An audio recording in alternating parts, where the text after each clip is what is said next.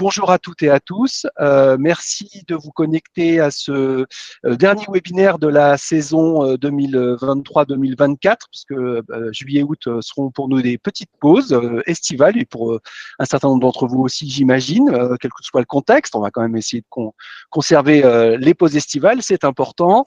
Ce qui nous réunit aujourd'hui, c'est un nouveau format qu'on a lancé. Donc c'est le premier. C'est le premier webinaire qu'on fait dans ce contexte-là. C'est ce qu'on a baptisé entretien sans concession. On a un gérant, un représentant du gérant et une thématique, et autour de laquelle on va échanger. Donc, je vais laisser peut-être pour commencer Thomas Dussert aujourd'hui qui nous rejoint, qui nous fait l'amabilité de se prêter à l'exercice, voilà pour la première fois. Pour qu'on puisse avancer là-dessus. Thomas, je te laisse te présenter. Oui, merci Marc. Bonjour à toutes et à tous. Thomas Dussert, je suis en charge du développement de la société de gestion Urban Premium. Nous sommes acteurs du marché de la SCPI depuis 2010 avec une particularité puisque nous sommes des acteurs du centre-ville sur deux thématiques, le résidentiel au travers des SCPI qui offre un avantage fiscal que certains d'entre vous connaissent et qui sont aussi d'actualité. Et puis, notre savoir-faire sur la thématique du commerce de proximité au travers d'une SCPI dont on va parler aujourd'hui, Urban Cœur Commerce. Parfait. Effectivement, on va décliner cette thématique centre-ville sur la partie commerciale. On va la regarder ça dans le détail. Donc, je vais me présenter. Marc Sartori, je suis le président fondateur de la société Deep Invest. Deep Invest, c'est à la fois un cabinet d'analyse financière et une fintech, puisqu'on a beaucoup de techno à proposer. On adresse l'ensemble du marché des SCPI, donc les particuliers, les CGP, les gérants aussi, bien évidemment, et puis aussi un certain nombre de plateformes ou de gros réseaux de CGP, CGPE. On travaille aussi avec, on fournit de la donnée aussi à un certain nombre d'autres de plateformes comme par exemple Alphéis ou plus récemment Carbon Alpha. Donc on analyse l'intégralité du marché et c'est l'idée de ce webinaire aujourd'hui. Donc il va y avoir plusieurs temps. On va se présenter un peu plus dans les détails pour Deep Invest. On va ensuite s'intéresser au segment du commerce globalement en France. Comment est-ce qu'il va? Comment est-ce qu'il se positionne après des années Covid qui ont pu être parfois perçues comme un peu compliquées? On va faire un rapide topo marché des SCPI. Je laisserai ensuite Thomas présenter un peu plus dans le détail à la fois sa société Urban, mais aussi le fonds Cœur Commerce. Et puis derrière, c'est l'originalité de notre webinaire de cette session, c'est qu'on va vraiment on va rentrer dans les arcanes et dans les rouages du fond en utilisant nos outils, en décortiquant très précisément voilà, chaque item pour essayer d'avoir une vision la plus objective possible. Et puis on va profiter, comme Thomas a accepté de se plier à l'exercice, c'est-à-dire que chaque fois qu'on va nous faire une remarque ou un élément, Thomas va pouvoir détailler, préciser, confirmer ces éléments et vous apporter de la matière pour que vous ayez une vision vraiment tout à fait objective de ce qui se passe dans la SCPI Cœur Commerce. Urban Cœur Commerce. Faut pas que j'oublie le Urban. Donc Deep Invest, qui on est? Ce que j'ai dit, on est un cabinet qui existe depuis 2005. On faisait de l'expertise en évaluation immobilière à l'origine, et puis on a lancé la plateforme en 2019. On est à la fois une fintech, on a un statut d'analyse financière indépendant. Ça veut dire qu'on ne vend pas de part de SCPI, ce qui a tout son poids lorsqu'on discute avec à la fois les CGP, les gérants et l'ensemble des acteurs, l'ensemble des parties prenantes. Parce que nous, on va venir fournir de l'information la plus objective possible pour que tout le monde puisse s'y retrouver. On a des algorithmes, on a pas mal d'outils qu'on a mis à disposition. Et puis après, l'idée, évidemment, c'est plus on va parler, plus on va faciliter l'accès au SCPI. On est convaincu que c'est un outil qui a un avenir brillant devant lui, quelles que soient les conjonctures. Et donc, l'idée, c'est de faciliter justement l'entrée sur ce marché pour l'ensemble des parties prenantes. Alors, on fait des analyses, on fait des notations chez nous avec les Deep Index de performance financière ou les Deep Index de performance durable. On va aussi pouvoir comparer les SCPI entre elles, les gérer et puis, comment les localiser le patrimoine et puis ensuite analyser les portefeuilles que vous pouvez créer, suivre et avoir des points d'attention. On verra ça un petit peu plus loin. Sur ce semestre, on a eu plusieurs éléments marquants, les projections de portefeuille qui sont mises à disposition. On a aussi nos points d'attention qui ont été mis en ligne il y a quelques jours pour vraiment avoir les points essentiels pour n'importe quel SCPI du marché. Et puis, on vient de mettre à jour au premier trimestre 2024 les indicateurs de performance financière qui ont été un tout petit peu modifiés pour prendre en compte une réalité de marché qui était jusqu'à présent, on va dire, un peu mise de côté, à savoir la liquidité, même si c'est un point essentiel, puisqu'on a un certain nombre de SCPI qui montrent des signes, pour certaines, un peu inquiétants, et pour d'autres où tout se passe bien. On aura l'occasion d'en discuter avec Thomas. Voilà, donc vous pouvez retrouver tous ces éléments sur nos interfaces. On va se lancer dans la partie topo marché. Avant ça, ce qu'on aime bien faire, c'est pour un petit peu évaluer votre humeur, on va dire. Voilà. Donc, on va lancer un petit questionnaire. Vous allez voir en bas à droite, vous allez avoir la possibilité dans le triangle carré rond que je vais juste vous montrer. Hop, ici, voilà. Si vous allez dans le triangle carré rond, vous allez pouvoir avoir l'activité sondage et vous allez pouvoir répondre aux questions que l'on vous pose, qui est donc quelle est votre perception du marché de l'immobilier de commerce? Alors, première possibilité, la situation est complexe comme tous les marchés immobiliers, je suis inquiet ou inquiète. La situation, deuxième possibilité, la situation est complexe et très hétérogène selon les topologies concernées, il faut être prudent. Ou troisième possibilité, le marché immobilier dédié au commerce est résilient, il l'a prouvé, et je suis confiant. On vous laisse une petite minute encore pour vous positionner sur ces trois items. Donc, situation complexe, prudence, confiance. Alors, il semblerait que la prudence soit de mise. On ne peut pas donner tort non plus complètement à l'ensemble de nos acteurs. Je vous laisse encore une seconde. Bon, a priori, la prudence est de mise. Alors, d'autant plus avec ce qui risque d'arriver dans les prochaines semaines.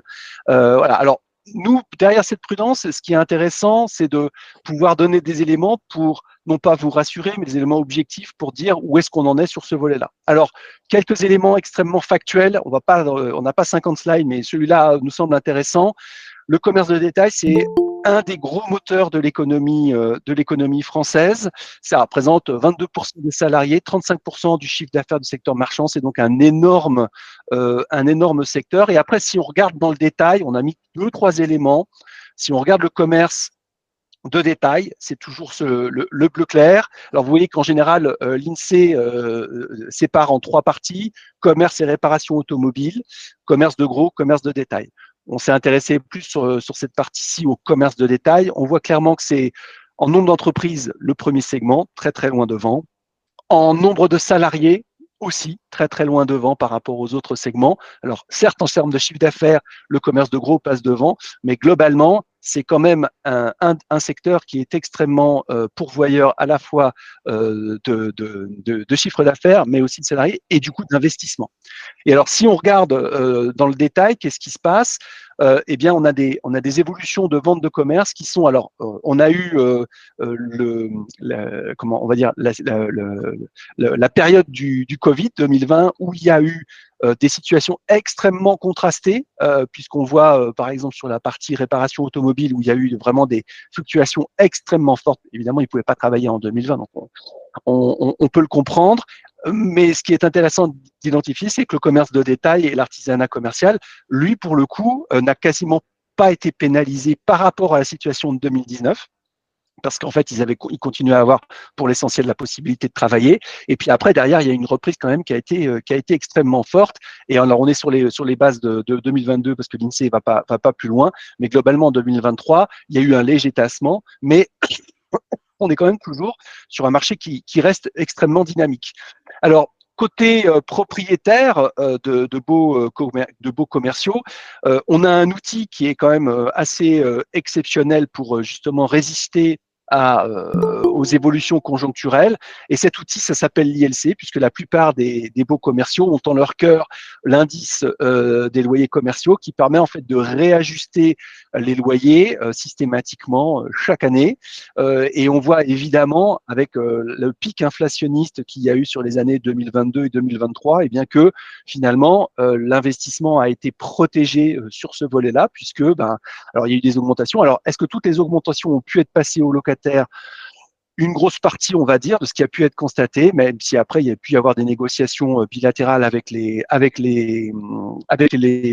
tenants, les preneurs des baux. Mais c'est quand même une vraie force de protection qui existe au cœur des baux commerciaux.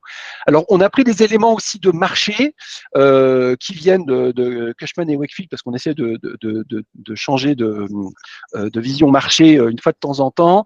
Bon, alors, on va peut-être pas tellement s'intéresser au prévisionnel 2024 parce qu'il va forcément être un petit peu chamboulé. Ce qui est quand même intéressant à regarder, c'est que excusez-moi. Hop là. La plupart du temps, nous sommes quand même sur des baux qui sont longs. Donc, ça veut dire que globalement, il y a une tendance à avoir une relative stabilité en ce qui concerne les loyers. C'est ce qui est aussi constaté globalement. Alors, évidemment, avec des écarts en fonction on parle de centres commerciaux, de retail park, bien sûr. Mais il y a quand même des volumes qui sont quand même toujours très substantiels. Alors, les prévisions sont extrêmement optimistes. La tendance en 2023 a été un petit peu au tassement, mais on voit quand même que le centre-ville conserve sa place quand même extrêmement prédominante. Alors, les retail parks, ils ont été très clairement impactés par tout ce qui était la loi zéro artificialisation des sols, pardon, toujours un peu dur à dire, et on voit clairement cette tendance où il y avait en 2021 les retail parks qui étaient vraiment qui avaient le vent en poupe, et puis depuis lors, ça s'est quand même très largement tassé. Voilà pour le petit topo marché. On va passer à la partie SCPI. Mais alors, juste avant, deuxième petit sondage, toujours pareil. Vous avez la possibilité de voter. Vous cliquez en bas à droite, triangle rond carré. Vous allez dans sondage. Et vous allez pouvoir répondre à à cette question avec l'une de ces trois possibilités. Alors, la question est la suivante. Quelle est votre conviction en matière de SCPI de commerce dans ce contexte? Première possibilité, je n'y ai jamais cru et je continue à m'en tenir éloigné. Deuxième possibilité, c'est un segment historique des SCPI qui a passé plusieurs crises et qui est toujours là. Je continue à le proposer. Et troisième possibilité, il y a trop d'incertitudes en ce moment. Je préfère attendre pour voir ce qui se passera en 2025. Je répète les trois possibilités. Je n'y ai jamais cru. Je m'en tiens éloigné. Je continue à le proposer et on verra bien en 2025 ce qui se passe.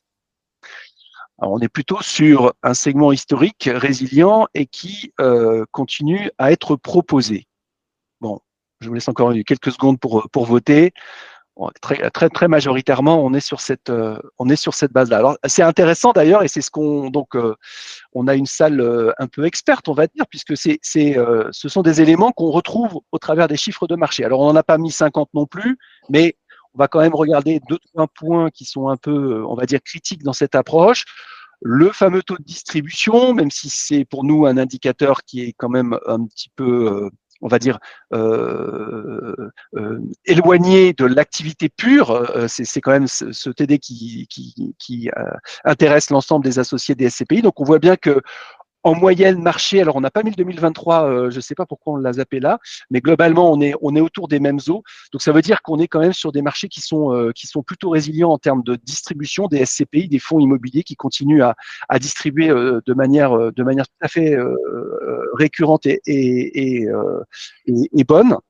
Deuxième élément qu'on a regardé, alors là on a 2023, du coup, deuxième élément qu'on a regardé, le fameux taux d'occupation financier, c'est-à-dire, pour rappel, c'est la capacité d'un gérant à récupérer des loyers par rapport au patrimoine qu'il a disponible dans le fonds.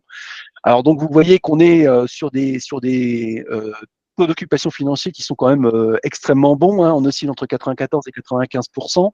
Donc sachant quand même qu'on a des taux de rotation qui sont normalement, ce sont des segments qui sont un peu plus, on va dire, où il y a un peu plus de rotation que sur, par exemple, la santé ou l'hôtel résidentiel, où là, on est quand même sur des marchés un petit peu captifs. Donc là, on est quand même voilà, sur une dynamique qui est extrêmement bonne et les locaux commerciaux se payent le luxe d'avoir des taux d'occupation financiers qui sont supérieurs à, par exemple, au segment historique qui est les bureaux. Hein. Donc voilà, il y a quand même deux, trois certitudes qu'il faut avoir en tête, c'est-à-dire ce sont quand même des fonds qui arrivent à trouver des occupants et c'est quand même une énorme part dans l'activité d'un fonds immobilier. Autre élément, est-ce que ces fonds ont recours à l'emprunt? Alors, oui, qu'il y a beaucoup de chiffres, mais on va attirer votre attention sur deux, trois éléments. Globalement, on est sur une moyenne marché qui est autour de 10-12%. Et donc, vous voyez que le commerce, c'est un segment, les SCPI commerce en moyenne, font appel à de l'emprunt, mais globalement, on est quand même sur des montants qui sont quand même raisonnables et qui sont pratiquement dans les mêmes eaux que ce qu'on peut constater sur les bureaux. Alors, souvent, les SCPI, pourquoi elles font appel à des emprunts? C'est pour justement, quand elles ont une opportunité d'avoir la trésorerie pour éventuellement investir sans avoir à attendre la collecte. Ça permet de lisser le tempo entre le moment où on collecte et le moment où on peut acheter le patrimoine. Et donc voilà, il n'est pas extraordinaire d'avoir des fonds qui ont des taux d'emprunt autour de 10-15% en moyenne. Dernier élément pour finir ce petit tour très rapide des SCPI commerce. On a regardé ce qui se passe sur le second marché. Et sur les délais d'attente de part. Donc, vous voyez que là, on est dans des situations qui sont extrêmement contrastées et surtout qui se sont très fortement tendues sur l'année 2023 et en 2024, le premier trimestre, on pourra vous montrer les éléments, c'est un peu pas la même situation. Alors, on a effectivement un volume de parts qui sont vendus qui est extrêmement fort. Donc, il y a quand même il y a eu un vrai mouvement. Alors, par exemple, sur les SCPI bureau, mais globalement, tous les segments sont atteints par ce mouvement, par ce mouvement des investisseurs, avec quand même les SCPI commerce qui finalement sont beaucoup moins impactés par ce mouvement. Alors, ce mouvement, il se matérialise aussi par potentiellement ce qu'on appelle le délai d'attente, qu'on calcule chez nous trimestre après trimestre. Pourquoi est-ce qu'on calcule un délai d'attente? En fait, on va regarder les parts qui ont été vendues sur le trimestre passé, et puis on va regarder les parts qui n'ont pas pu être vendues à l'issue de ce trimestre, et on va calculer un délai, ce qu'on appelle le délai de cession sur le second marché. Et donc, vous voyez que globalement, on a quand même l'année 2023 où on a eu un bond, puisqu'on est en mois quand même, donc il y a un certain nombre de SCPI qui ont très très fortement augmenté en matière de délai de cession. C'est un élément important parce que c'est ce qui procure la liquidité du fonds. C'est-à-dire que vous pouvez souhaiter sortir du fonds, mais si le gérant, via le second marché, ou si le gérant ne collecte pas suffisamment, eh bien, vous pouvez rester avec vos parts et attendre des jours meilleurs. Donc, on voit clairement que la situation, elle est explosive sur la partie bureau, puisque là, on a eu un mouvement qui est assez colossal. Vous verrez, et on en discutera, sur la partie bureau, on a une dimension quand même qui est extrêmement critique avec le volet des assurances vie, puisque énormément de SCPI ont fait entrer des assureurs vie au sein en tant qu'associés, et donc après les investisseurs pouvaient investir dans les assurances vie au travers de leurs contrats, sans avoir forcément le pari, c'était de dire que l'assureur garantissait la liquidité des parts. Bon. Sauf que quand un assureur arrive sur un marché, il a des centaines, voire des milliers de parts, forcément, quand il y a des mouvements qui se font, eh bien, ça peut être extrêmement brutal, et on a un certain nombre de très gros fonds, par exemple, les fonds d'Amundi, en l'occurrence sur la partie bureau, où on a maintenant des délais qui se comptent en centaines de mois, parce qu'en fait, il y a eu un tel mouvement de cession de parts que le second marché, même si c'était des fonds qui étaient extrêmement énormes, puisqu'on parle de milliards de capitalisation, eh bien, on se retrouve avec des fonds qui sont pas forcément, qui sont plus liquides en la matière pour les associés qui disposent en direct. Donc ça, c'est vraiment un critère extrêmement structurant, le risque d'illiquidité, et on regardera sur la SCPI Commerce comment ça se positionne. Alors, avant de passer la parole à Thomas pour qu'il nous présente rapidement à la fois son entreprise et puis son fonds, on va lancer le dernier sondage, ce qui est toujours intéressant parce que ça permet à l'intervenant de se positionner. Donc la question est assez simple. Connaissez-vous Urban Premium et la SCPI Urban Cœur Commerce? 3 réponses. J'en ai entendu parler, mais j'ai jamais été plus loin. Oui, je suis partenaire. Et oui, mais je ne souhaitais pas la proposer jusque-là. Vous pouvez répondre aux 3 questions, triangle rond, carré. Ça va nous permettre, et ça va permettre surtout à Thomas de pouvoir orienter un petit peu ces discussions. Alors, on a des partenaires et on a des gens qui en ont entendu parler, mais qui n'ont pas été plus loin. Donc, Thomas, ça va être le bon moment. Alors, pas trop de commercial, on a dit, hein, entre nous, hein, mais mais ça va être très bien parce qu'on va pouvoir justement tenter de présenter tout ça, tenter de présenter dans le détail. Voilà. Donc, tu as un auditoire qui connaît, mais qui n'a jamais été plus On loin. n'a pas franchi le pas. Allez, je te passe la parole.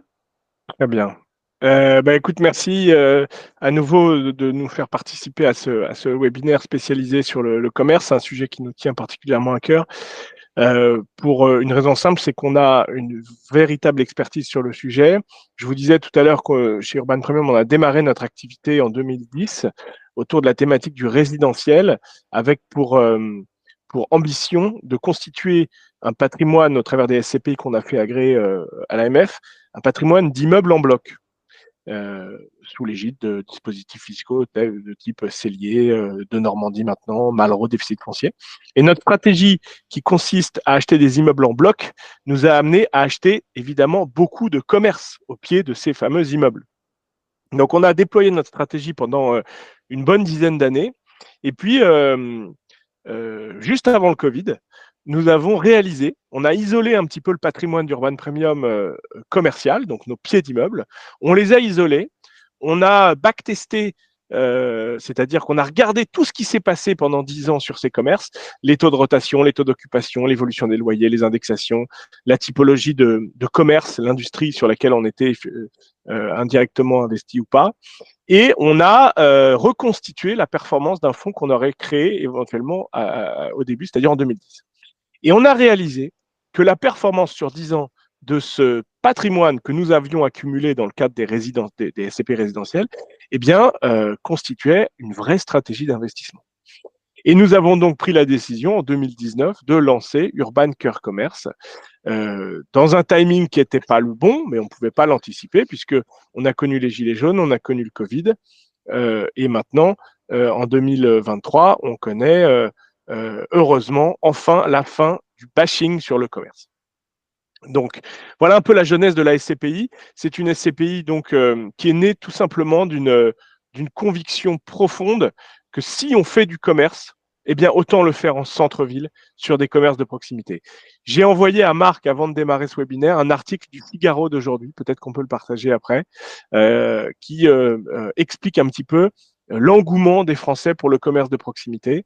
C'est assez remarquable. On a eu des signaux faibles pendant des années. Le signal faible le plus connu de tous, c'est l'arrivée massive des centres commerciaux, des enseignes de grande distribution dans les centres-villes. Depuis 10-15 ans, les Carrefour, Auchan, Franprix se mènent une guerre sans merci et maintenant Intermarché pour se réinstaller et signer des baux sur les locaux commerciaux les plus intéressants. Si vous couplez à ça donc une vraie dynamique de retour des enseignes locomotives dans les centres-villes, vous couplez à cela un retour des populations massives dans les centres-villes avec des flux migratoires plus importants vers les centres-villes que l'inverse, eh bien, malgré le Covid, eh bien, vous avez là un cocktail assez gagnant quant à la dynamisation d'une ville dans son offre commerciale. Alors évidemment, on a des critères d'investissement et on ne va pas dans des villes trop petites, on ne va pas dans des villes qui auraient un centre-ville plutôt à la peine, ça va sans dire. Et puis nous avons un maître mot chez Urban Premium, c'est que le locataire, c'est évidemment très important, mais ce qui nous intéresse avant toute chose, c'est l'emplacement, la qualité de l'emplacement. On est né de cette stratégie d'acheter des adresses en réalité. Hein. Sur la partie résidentielle, nous, ce qui nous intéresse, ce sont les quartiers en devenir, les vrais potentiels d'évolution de tel ou tel centre-ville. Et du coup, sur le commerce, on surfe aussi sur cette dynamique locale avec une volonté politique évidente. On a plein d'exemples. On a investi à Toulon il y a 10 ans et on ne regrette pas puisque la ville s'est métamorphosée. On a investi à Cannes, on a investi à Bordeaux, on a investi à Lille, à Mulhouse, à Metz. On a beaucoup, beaucoup de centres-villes qui se sont développés ces 10 dernières années. Donc voilà un peu pour la raison pour laquelle on a fait naître Cœur Commerce. Et puis, d'un point de vue plus pratique, eh bien, cette SCPI a fait le choix, en plus de se spécialiser sur le commerce de proximité par opposition au retail park, par exemple. Hein. On n'investit pas en dehors des centres-villes dans des grandes zones d'activité comme certains peuvent le faire. Ce n'est pas du tout notre savoir-faire. C'est un autre monde. Eh bien, on va s'intéresser précisément à 3 typologies de locataires. Aujourd'hui, plus de 70% du patrimoine est composé d'activités alimentaires. J'en ai parlé un petit peu avec le retour des locomotives commerciales en centre-ville. Quand vous avez un Carrefour Market, en général, les boutiques autour de ce Carrefour Market dans la ville fonctionnent bien. Donc, enseignes alimentaires locomotives, que des enseignes nationales bien connues, beaucoup d'enseignes de type Carrefour, bien sûr, Franprix. Ça, c'est le premier pôle qui représente un peu plus de 20% de l'actif de la SCPI. Ensuite, on a un deuxième pôle sur la SCPI qui est l'activité les activités commerciales liées à la santé. Alors attention, rien à voir avec les SCPI de santé. Hein. On ne fait ni d'EHPAD, ni de clinique ou de murs d'hôpitaux. Hein. La seule chose qu'on pourrait faire, enfin qu'on fait d'ailleurs, puisqu'il y en a déjà au moins de 4 dans la SCPI, ce sont des maisons de santé. Il y a beaucoup de spécialistes de santé, des opticiens, des ophtalmos plutôt, et des médecins généralistes qui se rassemblent dans des pieds d'immeubles dans les centres-villes. On a un vrai problème de désertification de la médecine dans le centre-ville, mais c'est en train de changer grâce aux dynamiques politiques locales. Hein. Donc, on a, par exemple, à Metz, en centre-ville, loué un pied d'immeuble à des médecins généralistes qui sont là pour accueillir leur patientèle. Et il y a d'autres spécialistes d'ailleurs dans le pôle médical. Donc, pôle médicaux en cœur de ville. Ophtalmo, on est à Toulouse par exemple sur un groupement d'ophtalmo qui ont un carnet de commandes plein pour la prochaine année. Et évidemment, activité commerciale de santé, j'ai dit opticien tout à l'heure, parce qu'on a évidemment des franchisés, beaucoup de franchisés opticiens, prothésistes auditifs, des boutiques de mutuelles, tout ce qui est lié, et évidemment des pharmacies, tout ce qui est lié de près ou de loin à la consommation et à la santé. Et enfin, dernier pôle d'investissement, eh bien, ce seront les services de proximité, services à la personne avec activités soit non disruptibles ou délocalisables sur Internet, donc les activités qui nécessitent une présence physique. Le plus simple pour illustrer cela, nous avons dans le portefeuille des pressings. Nous avons également des salles de sport dans le portefeuille. Ce sont toutes ces activités qui nécessitent éventuellement un peu de communication web et digitalisée, mais qui ont un besoin de présence physique. Évidemment, les coiffeurs en font partie. On a quelques enseignes de franchisés coiffeurs type Pascal Coste ou Jean-Louis David. C'est très important pour moi de vous exposer le sujet des franchisés, parce que Marc tout à l'heure parlait de la capacité des baux à être indexés à l'ILC. C'est la réalité. On a réussi l'année dernière à indexer à hauteur de 3,5%. Hein, les baux de nos commerces, c'est très important. C'est en cela que c'est intéressant dans un contexte inflationniste. Mais il y a une particularité qui n'a pas été évoquée sur la thématique du commerce, c'est la structure des baux. En fait, un commerçant, qui est souvent un entrepreneur, hein, comme vous et comme nous, eh bien, ce commerçant, il a une très grande partie de son patrimoine dans son activité professionnelle. En plus de créer de la valeur sur son activité, son chiffre d'affaires, le développement de son affaire, eh bien, il crée de la valeur sur son fonds de commerce. La notion de pas de porte est quelque chose de typiquement français, ça n'existe pas ailleurs. Et on a un vrai marché de gré à gré de transactions sur le fonds de commerce. Et croyez-moi, cette valeur de fonds de commerce, eh bien, c'est aussi important que le résultat comptable de l'activité. C'est-à-dire que les entrepreneurs, les franchisés qui développent une activité à cette adresse, eh bien, construisent le chiffre d'affaires de leur affaire, mais également la valeur de leur fonds de commerce, ce qui protège évidemment l'activité, mais surtout les propriétaires des murs que nous sommes. Donc, la dernière chose à faire pour un commerçant qui existe depuis quelques années, c'est de ne pas payer son loyer et de mettre en péril son adresse et du coup la valeur de son fonds de commerce. Ça, c'est absolument fondamental. Ça protège tout le monde et ça nous permet de maîtriser un peu aussi notre dichotomie d'activités dont je vous parlais tout à l'heure. Par exemple, si on loue une pharmacie à un pharmacien qui fonctionne bien au moment où on l'achète et tout le monde est content d'une acquisition, ce pharmacien ne peut pas revendre son fonds de commerce à une activité qui ne nous intéresserait pas, puisque nous avons notre mot à dire sur chaque changement et sur chaque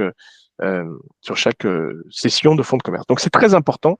Nous avons la main sur les activités et nous souhaitons garder ce pôle à plus de 70%, le triptyque alimentaire, santé, service sur Car Commerce. On est investi dans les centres-villes qui fonctionnent eh bien, on a beaucoup de, de pipeline en ce moment.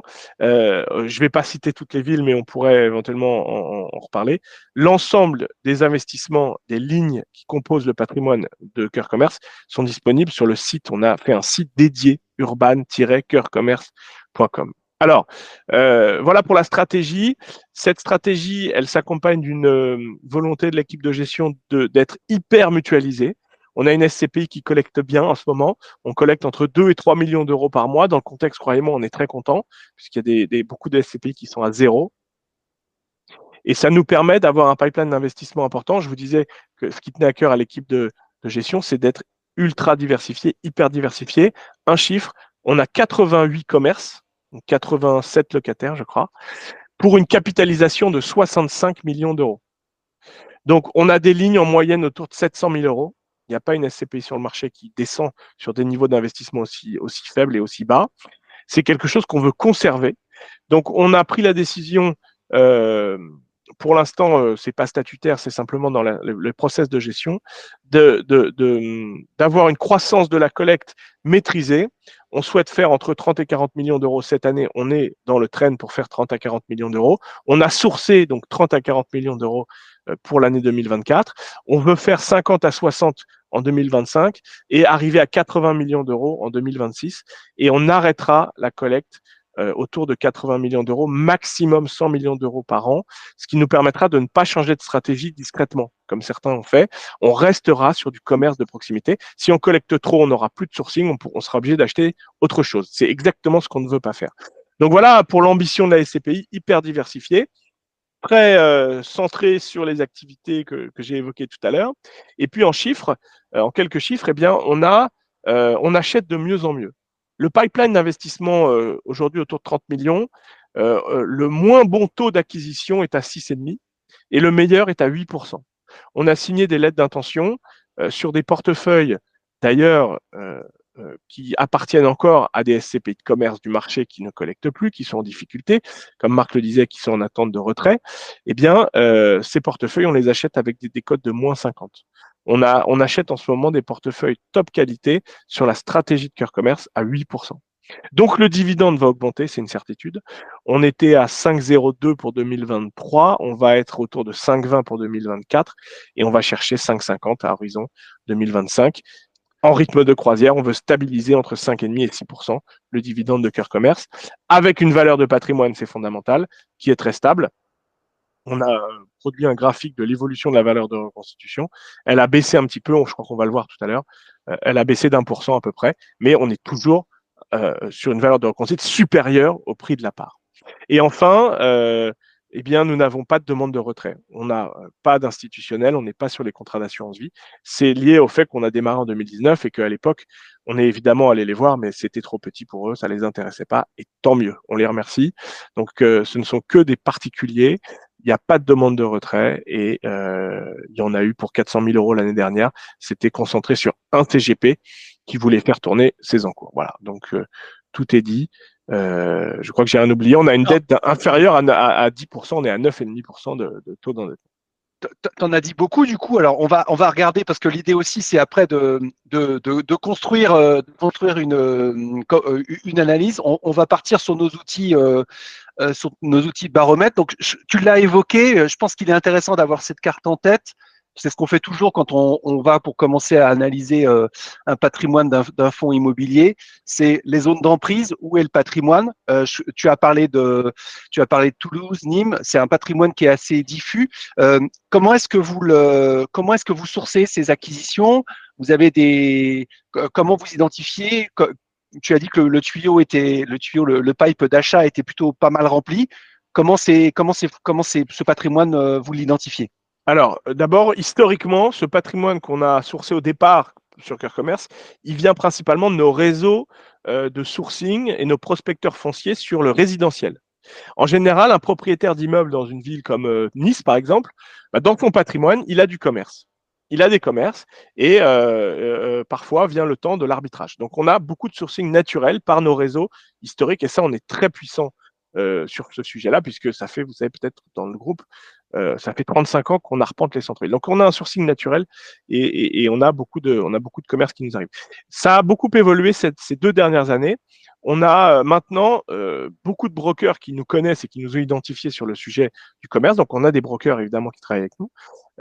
Et on en découvre tous les jours. On reçoit des dossiers tous les jours de commerce, et notamment dans le cadre des arbitrages de certaines SCPI. Donc, on a un deal flow qui est très important. Il y a à boire et à manger. Et notre travail pour l'équipe de gestion, c'est évidemment de passer des comités d'investissement, de passer au tamis tout ce qu'on reçoit et de procéder à des comités de sélection, comités d'investissement, pour finalement arriver à cette volumétrie d'à peu près 30 millions identifiés. Tout n'est pas encore sous LOI, c'est la lettre d'intention, mais on a engagé beaucoup de sujets là au travers des lettres d'intention. Donc maintenant, on attend que la collecte rentre. Elle est très stabilisée. On va peut-être en parler.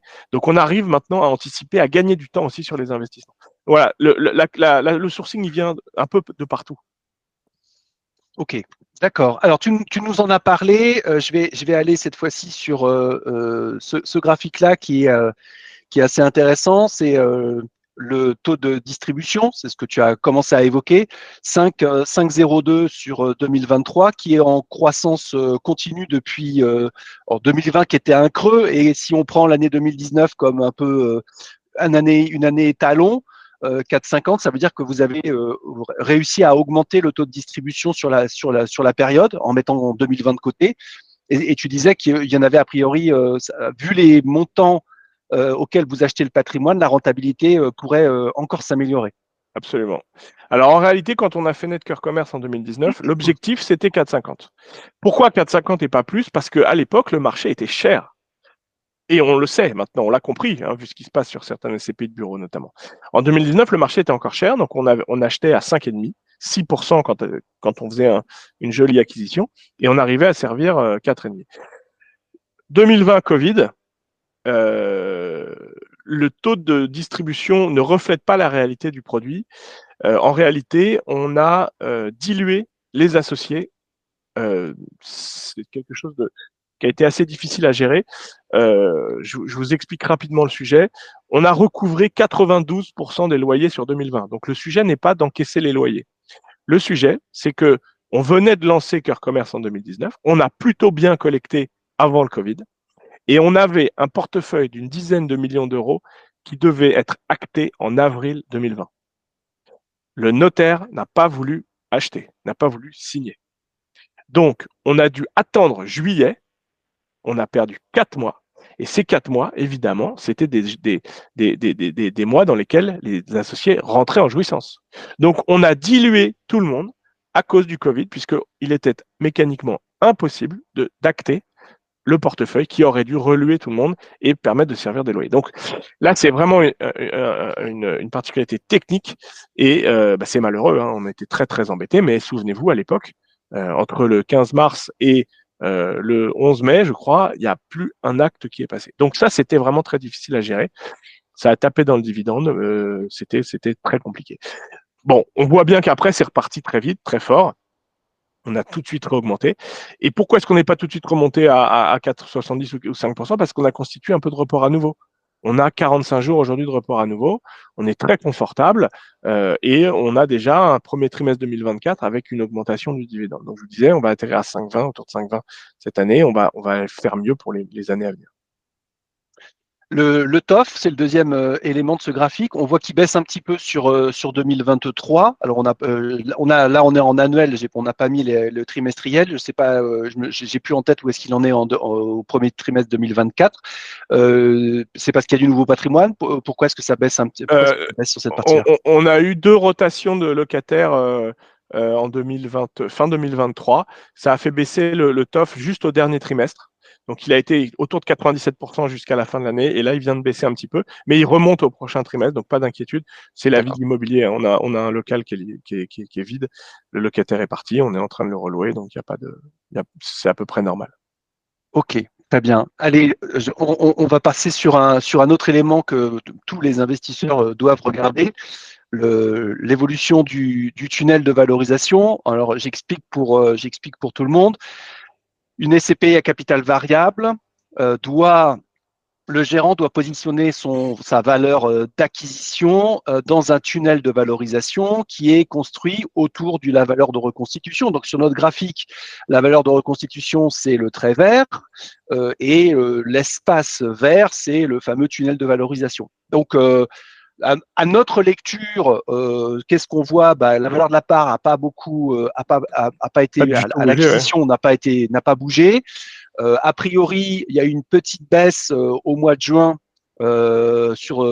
suite à la demande des organismes pour expertiser le patrimoine.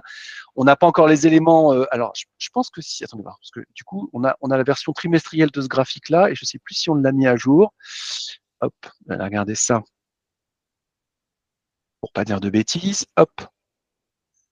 Voilà, comme ça on a la version à jour et c'est bien mieux. Alors donc une petite baisse qui est intervenue au cours du mois de juin et puis a priori aux expertises de la fin d'année, on a eu de décembre qui normalement c'était le timing normal, il n'y avait qu'une fois par an parce que l'immobilier la valeur bouge pas forcément tous les 6 mois, mais on va laisser la polémique de côté. Au 31 décembre, la valeur a réaugmenté. Donc, le tunnel de valorisation est plutôt positif, voire très positif, puisque la valeur d'acquisition est en deçà de la valeur de reconstitution. Enfin, nous, c'est la lecture qu'on en ferait en tant qu'analyste. Tu confirmes cette lecture et qu'est-ce qu'il y a dans la baisse de valorisation qui a eu lieu au cours du mois de juin? Elle est finalement presque complètement gommée par les expertises de fin d'année 2023. Oui, en fait, on a toujours eu un patrimoine qui s'est apprécié assez normalement. C'est surtout lié au fait qu'on achète bien. En fait, on a des principes sur l'acquisition qui sont assez sélectifs, puisque quand on achète, il faut qu'on ait une petite réserve de valeur. Et donc, c'était peut-être difficile en 2019 au début. 2020, ça a été plus facile parce que les vendeurs, ils avaient très peur, donc ils concédaient des petites décotes, ce qui nous permettait tout de suite de nous créer de la valeur en termes d'expertise. Et puis, on a toujours appliqué cette chose-là. Je fais une digression, mais dans notre stratégie d'investissement, on n'achète jamais un commerce, aussi beau soit-il, avec un surloyer. On veut toujours avoir des loyers de marché. C'est beaucoup trop dangereux en cas de changement de locataire. Donc, ça nous permet de ne pas avoir de surprise aussi. Et donc, on a continué à augmenter. Vous voyez qu'on est passé de 312 à 315 gentiment, mois après mois, trimestre après trimestre. Et puis, les expertises de juin, nous ont amené à constater une correction très légère de 1,4% sur la valeur du patrimoine. Cette correction de 1,4% de juin, elle correspond à deux choses. L'augmentation des taux, il y a une correction mécanique et une vacance locative. Bon, vacances locatives, c'est juste normal. Les taux d'occupation physique sont toujours au-dessus de 95%. Donc, on a baissé un tout petit peu la valeur et c'est notamment surtout la partie mécanique qui a joué. Et là, en décembre, relocation du local, les taux stabilisés ou plutôt à la baisse qu'à la hausse, on retrouve un peu de dynamisme sur la valeur et on est retourné sur des valeurs à 312. On est très confiant sur le mois de juin 2024. On a même peut-être un peu de croissance à aller chercher, compte tenu des acquisitions qu'on a faites depuis le début de l'année. Donc, on ne change pas le prix de part. On en a sous le pied, on est à plus 4. On pourrait même augmenter un peu le prix de part. Enfin, ça n'a pas trop d'intérêt à part marketingement. Les investisseurs d'aujourd'hui payent 300, ça vaut 312, ça vaudra peut-être 314 en juillet. Mais voilà, on sait qu'on en a sous le pied. On va continuer comme ça, quoi. Ok, donc du coup, la collecte, comme il n'y a pas eu de gros signaux, forts signaux, comme des baisses de moins 20 ou moins 25, comme on a pu en connaître pour d'autres acteurs, la collecte, elle s'est déroulée et elle continue à se maintenir, hein, c'est ce que tu nous disais. C'est ce qu'on voit sur l'évolution du nombre de parts et on voit aussi sur l'évolution de la capitalisation. Alors là, je l'ai fait trimestre après trimestre, mais c'est intéressant de voir que c'est une augmentation. La pente est quand même proportionnellement à la taille de la SCPI, mais la pente est plutôt bonne, est plutôt forte. C'est ce qui est intéressant. Et c'est ce qui se retrouve directement. Nous, c'est ce qu'on regarde aussi sur la volumétrie des parts qui sont présentées à la vente. Alors, tant qu'il y a de la collecte dans un fonds, cet item-là peut être largement gommé. Donc, il y a quand même un volume de parts qui a été. Il y a eu un petit pic au deuxième et troisième trimestre, comme on en a connu sur l'intégralité du marché, mais ça veut dire que globalement, vous avez quand même pu absorber, parce que la SCPI n'est pas gigantesque, vous avez pu absorber ce volume de parts qui a été présenté? Ça c'est a priori tout le monde a été servi. Alors oui, la collecte a toujours été stable. On a une croissance de la collecte en valeur absolue, mais c'est super stable. Je vous dis, on collecte entre 2 et 3 millions par mois en ce moment. On a des distributeurs qui sont majoritairement des réseaux bancaires. On a des réseaux de CGP aussi, bien sûr, des indépendants, mais ce sont des gens qui ils mettent 5 ans à vous référencer ou 4 ans à vous référencer. Et ensuite, une fois qu'ils ont validé le produit, eh c'est assez régulier. Donc ça, c'est très rassurant. Et en même temps, ça reste des volumes très faibles. Hein. Donc nous, on connaît de la croissance. Pour tout vous dire, le T1 24, pardon, c'est notre meilleur trimestre sur Clear Commerce en termes de collecte. Donc ça, c'est plutôt génial. Et ça grossit gentiment. Et puis surtout, les équipes d'investissement ont mis en face du pipeline. Maintenant, en ce qui concerne le marché secondaire, on a eu, je vous le disais tout à l'heure, des rachats un petit peu en 2024, mais à hauteur de 400 000 euros. Hein. Les 1000 parts, ça fait à peu près 400 000 euros. Donc sur une collecte annuelle de 18 ou 20, je sais, de plutôt 20 millions en 2023, ça c'est rien du tout. Et en plus, c'est concentré sur un partenaire, je vais tout vous raconter.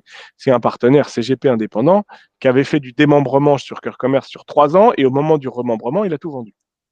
Donc, c'est pas la meilleure stratégie patrimoniale, mais bon, nous, on n'a pas notre mot à dire là-dessus. Donc, voilà pourquoi il y a eu quelque part vendu en 2023. Et ça se retrouve dans les délais de session, puisque ce qu'on présentait tout à l'heure, délais de session globalement qui peuvent être en moyenne marché assez compliqués, y compris pour le segment commerce, avec les mêmes calculs que ce qu'on fait pour le marché, vous sortez à peine un mois de délai de session. Donc ça vedire que globalement, c'est le traitement administratif, quoi. Voilà, la liquidité du fonds est assurée.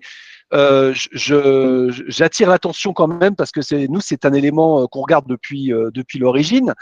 Mais il y a encore quelques années, quand on parlait de délai de cession au conseiller en gestion de patrimoine, ils disaient non, mais les SCPI, il n'y a pas de problème. Il peut y avoir quand même des problèmes. Il y en a quand même un certain nombre qui ont des problèmes en ce moment. Et donc, c'est quand même un élément qu'il faut absolument regarder. On a pris pas mal de temps. Je vais juste passer sur un dernier graphique que je voudrais que tu nous commentes parce que il est aussi intéressant et important. Alors, bon, évidemment, à chaque fois, on en a plein, on pourra en proposer plein. Et nous, c'est tous ces éléments qu'on va aller regarder quand on analyse nos fonds et nos algorithmes, ils vont les regarder pour nous de manière beaucoup plus rapide. Est-ce que c'est celui-ci? Ouais, je suis sur le bon fond. Voilà. Cette partie-là. Alors, je vais expliquer et donner les définitions pour que tout le monde soit raccord. Donc, en fait, dans une SCPI, vous avez 3 valeurs. Vous avez qu'on regarde et qu'on suit et pour lesquelles les gérants publient ces informations une fois par an. Première valeur, la valeur dite de comptable. Cette valeur comptable, elle va être constituée en fait du prix d'achat, plus ou moins les travaux, plus ou moins les frais en fonction des fonds, mais généralement tout ceci est intégré. C'est en fait, c'est ce qu'on pourrait presque baptisé comme un coût de revient du patrimoine. À ça, vous avez une deuxième étape qui est la valeur de réalisation. La valeur de réalisation, c'est la valeur d'expertise auxquelles sont déduits les dettes potentielles du fonds, où les dettes apparaissent, enfin les emprunts. Et puis la dernière valeur, qui est la valeur de reconstitution, c'est à partir de cette valeur qu'effectivement, c'est ce qu'on a regardé tout à l'heure, est construit le prix de la part qui est proposé à l'achat. Nous, ce qui nous intéresse toujours de regarder, c'est la différence entre la valeur comptable et la valeur de réalisation. Donc là, normalement, on a une valeur comptable doit être inférieure à la valeur de réalisation, mais il y a un petit écart qui se fait. Là, on est alors pas sur grand chose, hein, on est de l'ordre de 1 million d'euros sur le patrimoine. Voilà. Alors, ça, a priori, ce sont des éléments qui sont constitutifs des éléments que vous communiquez. Cet écart, il s'explique comment on n'est pas sur un changement fondamental. Globalement, on voit que les deux valeurs sont à peu près se touchent à peu près tout le temps. Comment est-ce que tu peux nous expliquer cet écart? C'est simplement la variation de valeur de 1,4% de l'année 2023 qui se retranscrit comptablement au moment où on arrête les comptes au 31/12 sur cette valeur-là. Mais bon, c'est absolument oui, pas. C'est très léger, on est d'accord. C'est vraiment très très faible. Ce qui nous intéresse ici, pour moi, c'est la valeur de reconstitue, c'est-à-dire que on en a sous le pied en termes d'expertise. On a vraiment autour de 4% de décote en fait sur le patrimoine.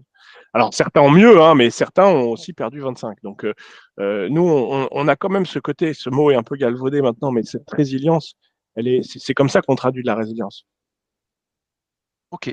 Très bien. Bon, alors on a fait le tour. Je ne sais pas s'il y a des questions dans la salle qu'on peut prendre en fonction de. Alors, soit vous ouvrez vos micros, pardon, pour pouvoir poser vos questions directement. Pour les plus timides, il y a un chat en bas à droite. Vous pouvez poser vos questions par écrit en fonction. J'ai posé beaucoup de questions, mais je vais t'en reposer une encore, Ah oui, oui, Thomas. vas-y. On n'a pas parlé beaucoup de durabilité jusqu'à présent parce qu'on était très orienté sur la partie performance financière, qui est évidemment structurante et importante. Ouais. La durabilité pour la SCPI Urban Core Commerce, comment est-ce qu'elle est adressée et comment est-ce que vous la déclinez dans vos approches quotidiennes enfin Alors, quotidiennes ou dans vos. j'ai presque envie de te demander de répondre pour moi, puisque tu nous as décerné un prix. Alors, c'est même les CGP qui l'ont Ce sont décerné, les parce que, CGP, voilà, pardon, mais au travers de Deep au Invest, travers des scoring, ouais. on a eu un prix sur Cœur Commerce enfin, de durabilité parce qu'on a, en 2023, on a obtenu le label ISR sur une SCPI de commerce. C'est pas si facile que ça. On a été, je crois, les premiers. C'est très difficile parce que ça contraint les locataires à pas mal de choses. Mais bon, on a souhaité le faire parce que les critères extra-financiers sur l'immobilier sont devenus pas au plus important, mais aussi important que la valeur du loyer, quoi, ou le rendement du loyer. Donc, on a des critères extra-financiers qui sont très importants. D'ailleurs, ça coûte du dividende, figurez-vous. On a estimé à peu près 0,5% de dividende en moins. C'est-à-dire qu'aujourd'hui, on fait 5,02, enfin 5,20 cette année, on ferait 5,70 si elle n'était pas ISR. Sauf que, compte tenu de la durée d'investissement et de la maturité du produit, qui est en réalité d'une vingtaine d'années, hein, les gens gardent 20 ans les parts, on est convaincu que toute cette performance, elle sera récupérée parce que justement, on a des critères d'investissement de durabilité qui sont très puissants. Donc, on est dans les clous, on est même précurseur sur le sujet des commerces et de l'ISR. Ok, très bien. Effectivement, c'est ce qu'on avait, nous, pour soulever un peu le capot. Chaque année, en fait, on envoie à l'ensemble des gérants de la place des questionnaires où ils s'arrachent les cheveux pour répondre à nos Ah oui. questions, les pauvres. Et franchement, Avec. c'est pas du marketing, hein. J'étais le premier pas très convaincu par le sujet. Pas par conviction ESG, hein, mais tout simplement parce que ça coûte de l'argent à la SCPI. Et finalement, bah, en travaillant le sujet vraiment de manière approfondie, bah, c'est pas du marketing. Il y a vraiment un engagement de la part de la société de gestion et des locataires surtout à améliorer les critères ESG qui sont propres à chacun de nos locataires. Bon, on a une salle timide, il n'y a pas eu de questions, j'en suis désolé, mais en tous les cas, on va vous envoyer, on va vous faire un petit mail de remerciement dans lequel vous pouvez effectivement demander la diffusion des slides qu'on vous a présentés. Thomas y ajoutera un petit slide, enfin des petits slides pour reprendre la présentation qu'il a eue du fond et en même temps donner ses coordonnées, de manière à ce que si vous voulez le contacter, vous puissiez le faire. Merci beaucoup, Thomas. Alors, on a des remerciements pour la qualité de la présentation. Bon, alors donc le format, on va le garder ce format-là. Voilà, on va le Oui, garder. ça Il est fonctionne pas bien. mal. Merci beaucoup, Thomas. Merci à tous de vous Merci être à vous tous. connectés. Ouais. Et puis, prochain webinaire, pause de juillet-août, prochain webinaire, on fera un bilan marché qui se tiendra probablement au début ou mi-septembre 2024, si nous sommes toujours, encore vivants. Et voilà, et n'oubliez pas d'aller voter dimanche, ça, c'est important. Là, c'était la petite minute. Et puis, en tout cas, merci à tous. Et puis, à suivre et passez de bonnes vacances juillet-août si vous en prenez. À très À bientôt. bientôt.